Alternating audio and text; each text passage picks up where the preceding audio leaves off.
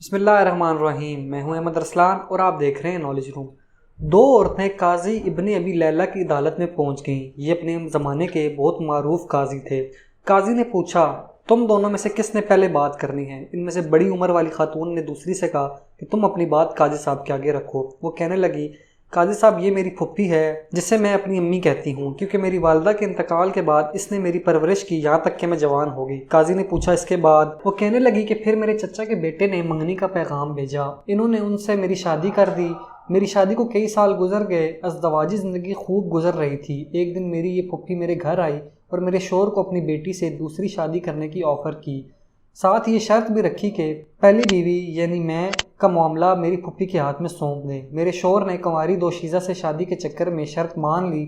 میری شوہر کی دوسری شادی ہو گئی اور پہلی رات کو میری پھپھی میرے پاس آئی اور مجھ سے کہا کہ تمہارے شوہر نے میری بیٹی کے ساتھ شادی کر لی ہے، تمہارے شوہر نے تمہارا معاملہ میرے ہاتھ میں سونپ دیا ہے، میں تجھے تیرے شوہر کی وکالت کرتے ہوئے طلاق دیتی ہوں، جج صاحب میری طلاق ہوگی۔ کچھ عرصے بعد میری پھپھی کا شوہر سفر سے تھکے ہارے واپس پہنچا۔ وہ ایک شاعر اور حسن پرست انسان تھا۔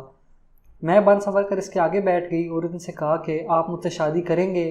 اس کی خوشی کا ٹھکانہ نہ رہا، اس نے فوری ہاں کر لی۔ میں نے اس کے سامنے شرط رکھی کہ آپ کی پہلی بیوی یعنی میری پھپھی کا معاملہ میرے ہاتھ سونپ دیں۔ اس نے ایسا ہی کیا اور میں نے اپنی پھپھی کے شوہر سے شادی کر لی اور اس کے شوہر کے وکالت کرتے ہوئے اپنی پھپھی کو طلاق دے دی۔ قاضی حیرت سے پھر وہ کہنے لگی، قاضی صاحب ابھی کہانی ختم نہیں ہوئی۔ کچھ عرصے بعد میرے شوہر کا انتقال ہو گیا۔ میری یہ پھپھی وراثت کا مطالبہ کرتے پہنچ گئی۔ میں نے ان سے کہا کہ میرے شوہر نے تمہیں اپنی زندگی میں طلاق دے دی تھی، اب وراثت میں تمہارا کوئی حصہ نہیں۔ جھگڑا طول پکڑ گیا۔ اس دوران میری عدت بھی گزر گئی۔ ایک دن میری یہ پھپھی اپنی بیٹی اور داماد یعنی میرے سابقہ شوہر کو لے کر میرے گھر آئی اور وراثت کے جھگڑے میں میرے اسی سابقہ شوہر کو ثالث بنا لیا۔ اس نے مجھے کئی سالوں بعد دیکھا۔ مرد اپنی پہلی محبت نہیں بھولتا، چنانچہ مجھ سے یوں مل کر اس کی پہلی محبت نے انگڑائی لی۔ میں نے اس سے کہا کہ کیا تم مجھ سے شادی کرو گے؟ اس نے کہا ہاں کروں گا۔ میں نے اس کے سامنے شرط رکھ دی کہ وہ اپنی پہلی بیوی یعنی میری پھپھی کی بیٹی کا معاملہ میرے ہاتھ میں دے دے۔ اس نے ایسا ہی کیا۔ میں نے اپنے سابقہ شوہر سے شادی کر لی اور اس کی بیوی کو شوہر کی وکالت کرتے ہوئے طلاق دے دی۔ قاضی ابن ابی لیلہ سر پکڑ کر بیٹھ گئے۔ پھر پوچھا کہ اس کیس میں اب مسئلہ کیا ہے؟ میری پھپھی کہنے لگی، قاضی صاحب کیا یہ حرام نہیں کہ میں اور میری بیٹی دونوں کی یہ لڑکی طلاق کروا چکی ہے؟ میرا شوہر اور میری بیٹی کا شوہر بھی لے اڑی ہے۔